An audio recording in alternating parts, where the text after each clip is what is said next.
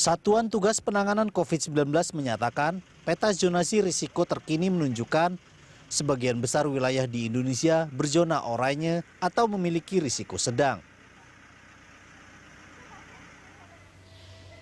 Per 28 Februari 2021, jumlah zona oranye di Indonesia ada 277 kabupaten kota atau lebih dari 50% dari total 514 kabupaten kota. Meski daerah zona oranye mendominasi, peta sebaran wilayah berzona merah mengalami penurunan. Berdasarkan data Satgas COVID-19, kini hanya tersisa 12 wilayah di Indonesia yang masih berada di zona merah yang sebelumnya ada 16 kabupaten kota. DKI Jakarta dan Jawa Barat yang biasanya menjadi wilayah penyumbang angka terbanyak selain Jawa Tengah dan Jatim, justru kini nihil zona merah. Juru bicara Satgas COVID-19 Wiku Adhisa Smito mengatakan, meski kini wilayah zona merah mengalami penurunan, bukan berarti pemerintah setempat bisa berpuas diri karena berada di zona oranye maupun kuning. Kabupaten kota yang sudah berbulan-bulan berada di zona oranye, mohon untuk segera berbenah dalam penanganan COVID-19 ini. Ingat, selalu saya sampaikan bahwa zona oranye bukanlah zona risiko yang aman. Mohon kepada kepala daerah dan masyarakatnya untuk tidak berpuas diri hanya dengan tidak berada di zona merah. Perkembangan zona risiko setiap minggunya dapat dipantau melalui website covid19.go.id/peta risiko. Dimohon kesediaan masing-masing daerah untuk terus memantau dan menjadikan perkembangan ini sebagai salah satu target penanganan untuk dapat segera diperbaiki keadaannya. Jangan sampai ada daerah yang lebih dari 10 bulan berada di zona oranye. Harus ada perubahan yang lebih baik. Sementara itu, Wakil Gubernur DKI Jakarta Ahmad Riza Patria menuturkan, ibu kota sudah berhasil keluar dari zona merah penyebaran COVID-19. Capaian itu merupakan hasil kerjasama yang solid dengan daerah penyangga.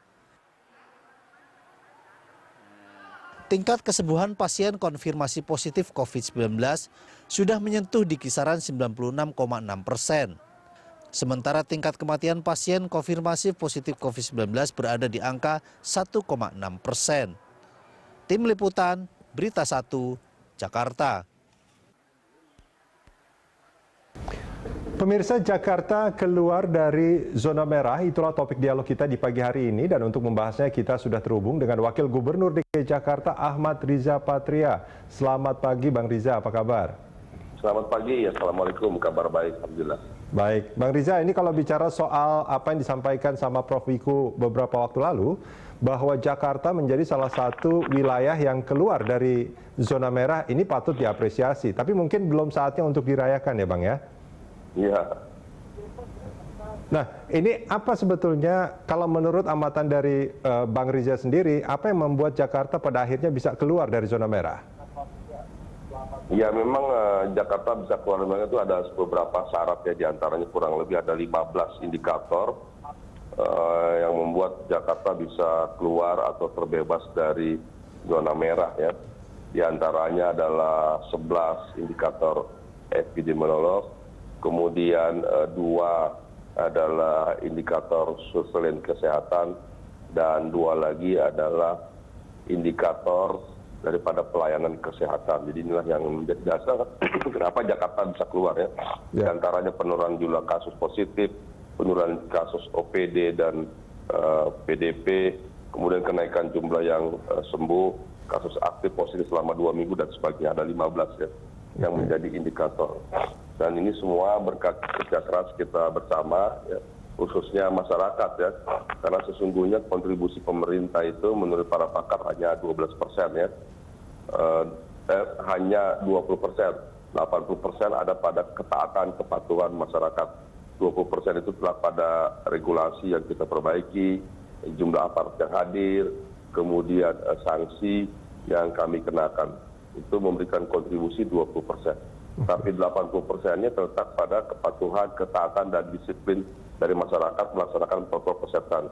Dan untuk itu kami berterima kasih dan mengapresiasi dukungan masyarakat yang terus berupaya dan berusaha berjuang melawan COVID dengan tetap melaksanakan protokol kesehatan 3M, 4M, atau 5M ya. Ya, Bang Riza, ini kalau kita bicara soal yang 20% yang menjadi kewajiban pemerintah, itu kan diantaranya soal testing, tracing, dan treatment. Soal testing sendiri, kemampuan Pemprov DKI Jakarta saat ini per hari atau per minggu sudah sampai berapa banyak, Bang?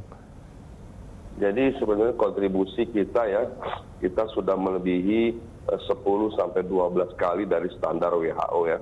Standar WHO sendiri itu 10.000 ya. Syaratnya, jadi itu yang sudah kita penuhi ya. Setiap minggu ya. Sementara Jakarta setiap hari itu melakukan testing lebih dari 8.000 bahkan lebih dari 10.000 yang kita lakukan.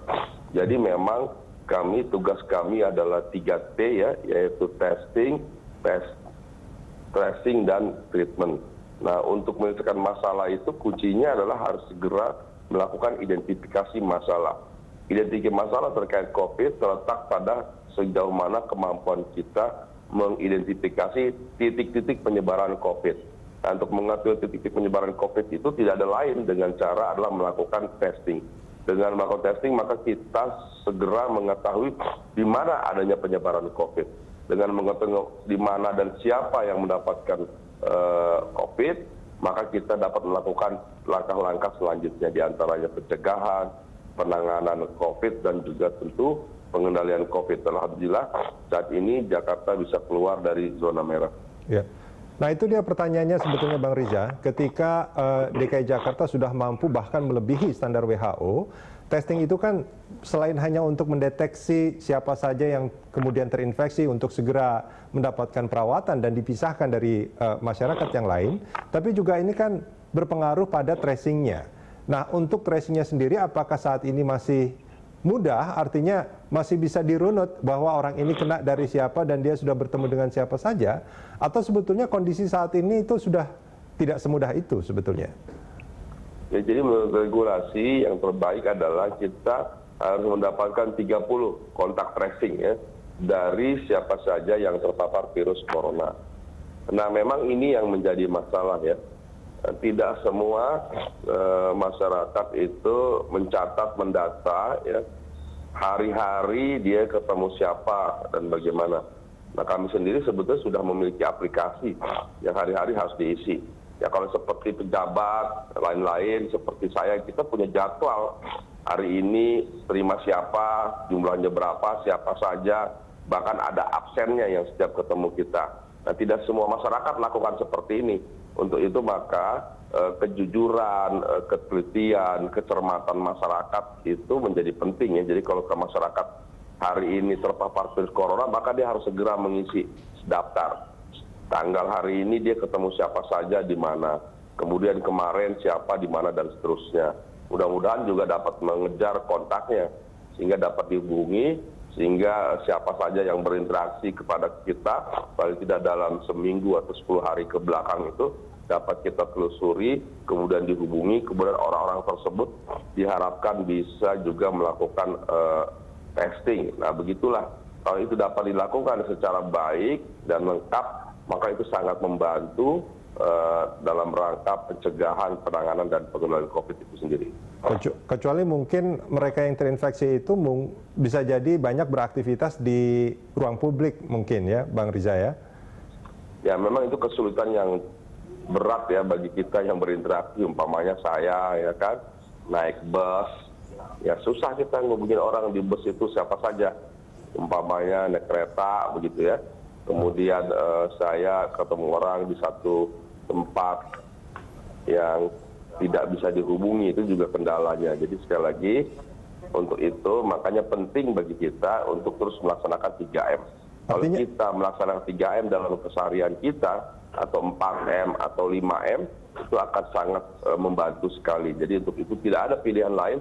Mari kita laksanakan protokol kesehatan, protokol COVID dengan melaksanakan 3M, 4M atau 5M itu. Bang Riza, artinya hingga saat ini masih banyak nggak mereka yang pada akhirnya terinfeksi, sebetulnya mereka juga nggak tahu terinfeksinya itu dari mana? Ya, itu memang terjadi banyak sekali ya. banyak sekali orang tidak mudah menelusuri sebenarnya dia itu terinfeksi oleh siapa, di mana dan kapan.